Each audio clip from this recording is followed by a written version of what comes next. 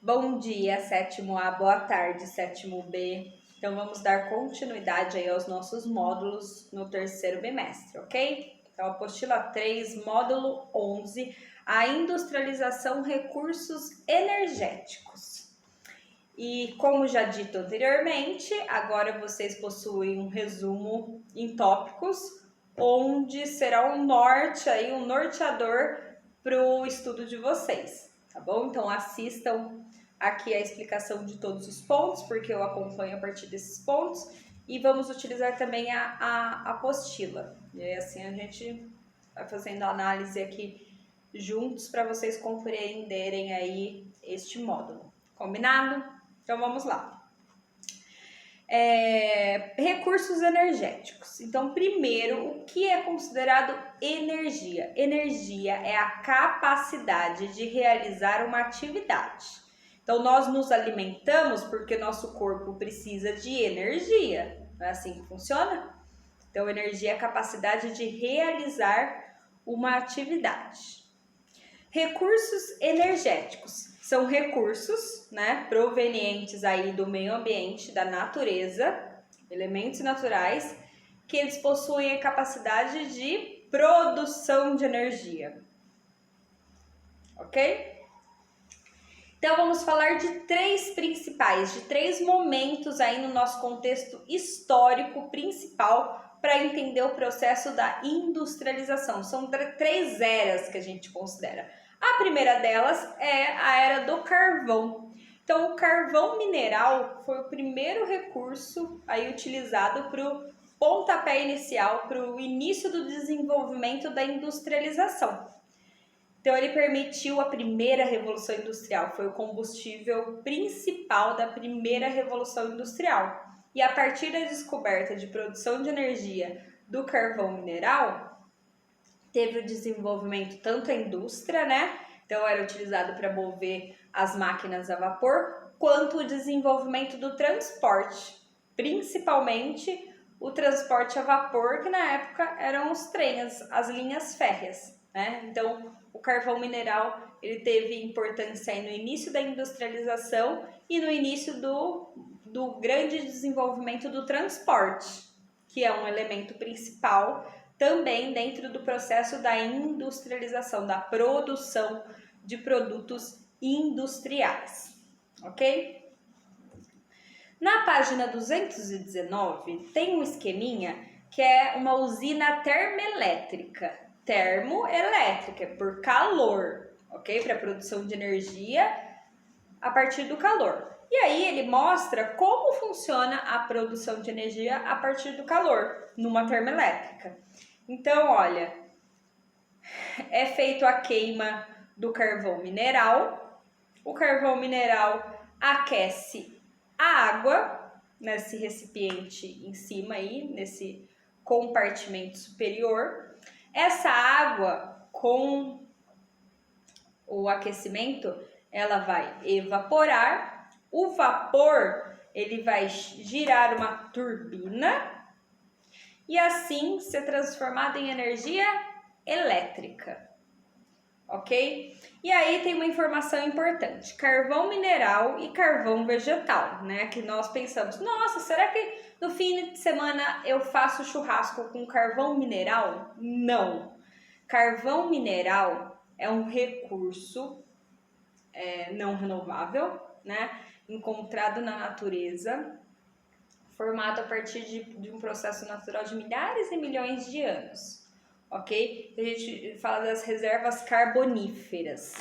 E o carvão vegetal, que é o que a gente utiliza para o nosso churrasco de fim de semana, é nada mais, nada menos do que a madeira queimada, né? Produzida a partir da queima da madeira. Então, são coisas diferentes, tá bom? A gente não pode confundir. Porque, geralmente, no módulo, vocês vão ver que fala sobre que é um recurso não renovável, que ao longo dos anos a utilização do recurso mineral, até mesmo pela disponibilidade, que é cada vez menos intensa, cada vez menos disponível, é um recurso que em algum momento vai esgotar, né? Então, da importância de novas formas de energia, e aí às vezes confunde, fala, ué, mas fim de semana eu uso o carvão para fazer churrasco? Não é o mesmo, tá bom?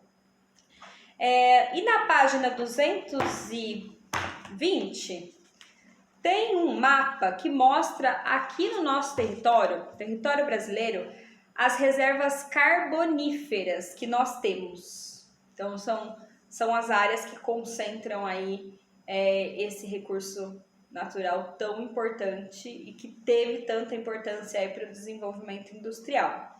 Então, percebemos aí na faixa roxa, né, que a reserva carbonífera no nosso território ela é muito restrita à região sul aí do nosso território e numa região muito específica. Então, é chamado de cinturão carbonífero. Ele pega uma região do Paraná, de Santa Catarina e Rio Grande do Sul, uma faixa bem estreita. Ok? O segundo combustível importantíssimo para a produção de energia e para o desenvolvimento da indústria foi a era do petróleo. Então, o carvão mineral, o primeiro recurso da primeira revolução industrial, o petróleo, o recurso, o combustível aí, a forma de produção de energia da segunda revolução industrial. Então, no início do século XX, ok? Então, foi o principal recurso de utilização, que também é um recurso não renovável, ok? Recurso não renovável. Na página 222, tem um gráfico para analisarmos. Esse gráfico, ele mostra, é um gráfico da era do petróleo, então que mostra o crescimento da utilização do petróleo ao longo dos anos aí. Então, tem um parâmetro de 1930, 1950 e 1970. E as formas de produção de energia. Então, o azul significa a lenha, o amarelo, o carvão, no caso, o carvão mineral, o vermelho, o petróleo e o gás, e o verde, outras fontes, que aí entra biocombustíveis, o álcool, né, o etanol, e energia hidrelétrica, outras formas de produção de energia. E aí conseguimos perceber o quanto teve de maior utilização do petróleo e menor utilização do carvão mineral. Então, observem aí. Já em 1930 não tinha a opção, né, o dado aí das outras fontes. Então, 1930 era basicamente a lenha, numa pequena porcentagem, o carvão mineral, numa maior porcentagem, e o petróleo, numa porcentagem significativa. Em 1950, o petróleo e o gás teve um crescimento absurdo como maior utilização de produção de energia. O carvão mineral teve uma queda significativa aí ao longo desses 20 anos. E a lenha também apresentou uma queda. Já em 1970, teve um aumento ainda maior a utilização do petróleo e o gás natural. Teve uma redução imensa da utilização de lenha. Teve uma redução significativa da utilização de carvão. E já as outras fontes, né, que entrariam aí como fontes renováveis de produção de energia, teve um aumento significativo. E a tendência aí nas próximas décadas,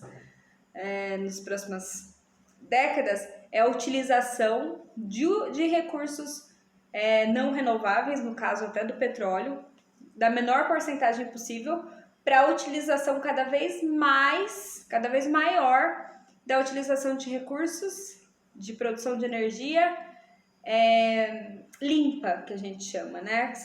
Entraria o etanol, a hidrelétrica, a energia solar, eólica, que são formas de produção de energia onde o impacto ambiental e a utilização de recursos é inesgotável, ok? E na página 222 também mostra um esqueminha como é encontrado o petróleo e o gás. Então, geralmente, Onde é encontrado reservas de petróleo, também é encontrado reservas de gás. Lembrando que o petróleo é um recurso não renovável, produzido pela natureza ao longo de milhares e milhões de anos, a partir da decomposição de matéria orgânica, tá bom? Então, continuando aí.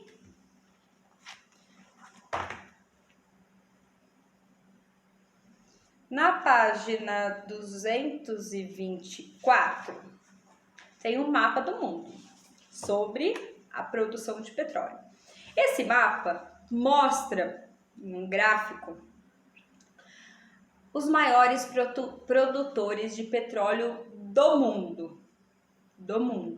Então, temos aí a Rússia, em primeiro lugar, como maior produção de petróleo. Depois temos a Arábia Saudita, em segundo. Depois temos Estados Unidos em terceiro. E aí tem os demais aí numa porcentagem menor. Mas observem a região sul aí do continente asiático, onde tem Iraque, Irã, Kuwait, Emirados Árabes. É uma concentração gigantesca de vários países com uma produção de petróleo significativa. É a região do mundo que mais produz petróleo, mas não é a que mais consome petróleo. No geral, quem mais consome petróleo são os países mais desenvolvidos. Então, os Estados Unidos está à frente aí. O que ele produz, ele consome e ainda importa de outras regiões, tá bom? Então, esse mapa mostra aí para vocês os maiores produtores. O Brasil também é produtor de petróleo, mas ele não está nem na lista. Então, a produção de petróleo no Brasil é bem menor aí em relação a esses gigantes petroleiros, ok? E agora, né, considerando uma terceira revolução industrial, a era da robótica, da tecnologia, da informática, a gente considera em relação à produção de energia a era da diversidade. Por que a era da diversidade? Porque a ciência, ela se desenvolveu tanto, encontrou e encontra ainda, né? Irá encontrar tantas outras formas de produção de energia, porque esse é o momento, né? Ao longo do desenvolvimento aí da indústria e ao longo desse tempo todo de utilização de recursos naturais, agora a gente chega num terceiro momento que a gente fala da urgência ambiental. Então, o ser humano já sabe que esses recursos não renováveis, o petróleo, o carvão mineral, o gás natural, são recursos que em algum momento vai se esgotar, até porque são recursos bastante exigidos, né? Bastante utilizados ainda. Mas a ciência e o seu desenvolvimento têm descoberto aí diversas outras fontes e formas de produção de energia, gerando um menor impacto ambiental, né? Do ponto de vista de retirada dos recursos ou utilização do recurso, e de menor emissão de poluentes. Então, podemos falar aqui da energia elétrica produzida a partir das hidrelétricas. Então, a gerada energia tem impacto ambiental? Tem, né? Já estudamos um pouquinho sobre isso ano passado. Mas, em vista, né, em comparação com outras formas de produção de energia, ainda é um impacto menor, né? Menos significativo. Então, produção de energia a partir das hidrelétricas, a produção de energia a partir da força do vento, então energia eólica, a produção de energia a partir da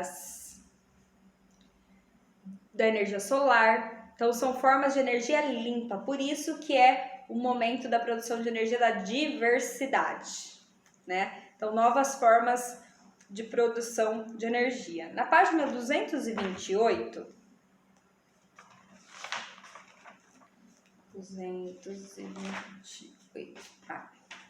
na página 228, tem um gráfico que mostra para nós o consumo aí da produção de energia a partir de 1980. Então, aquele anterior vimos que era até 1970, como foi a utilização de recursos energéticos. Então, é de 1980 a 2012. Tá um pouquinho desatualizado, mas é esse gráfico que vamos utilizar, ok? Então, olha só, vamos observar o vermelho, que é o petróleo. Então, o petróleo em 1980 tinha uma maior utilização, cerca de 51% aí do consumo era a partir da produção de energia a partir do petróleo. Em 1990, isso já caiu para 42%. Em 2000, para 36%. E em 2012, para 31,4%. Se tivéssemos esse gráfico atualizado agora, em 2020, essa porcentagem ainda continuaria com uma queda, né? E se houvesse uma perspectiva aí para os próximos 50 anos, a perspectiva é para que o uso de petróleo seja cada vez menor. Agora, observem as outras fontes, que é a corzinha verde. Então, em 1980, 8%, em 1990, 10%, em 2000, 11%, e em 2012, 18,3%. Então, o crescimento das outras energias, que são formas de produção limpa de energia, está aumentando, e os demais recursos para a produção de energia, que são recursos não renováveis, a tendência a ter uma queda. E o que possibilita isso? O desenvolvimento dessas novas formas de produção de energia. A ciência, né? Então, agora estamos na era da robótica. A indústria ela não utiliza mais 100% da força de trabalho da mão de obra, né, do ser humano. Ela utiliza maquinários e a ciência permitiu isso. Da mesma forma que a ciência, ela desenvolve pesquisas, encontra formas cada vez mais modernas e tecnológicas para a produção de energia, impactando o mínimo possível aí o meio ambiente. E aí na página 229 tem Você Sabia? Que mostra as matrizes energéticas em 2014. Tem um gráfico aí também. Então, mostra que de recursos renováveis e não renováveis, ainda não renováveis, é utilizado 86,65%. E de renováveis, 13,5%, que ainda é muito pequenininho essa porcentagem. E no geral aí de produção de energia, no gráfico maior, olha o que temos. Carvão mineral, 29%. Gás natural, 21,3%.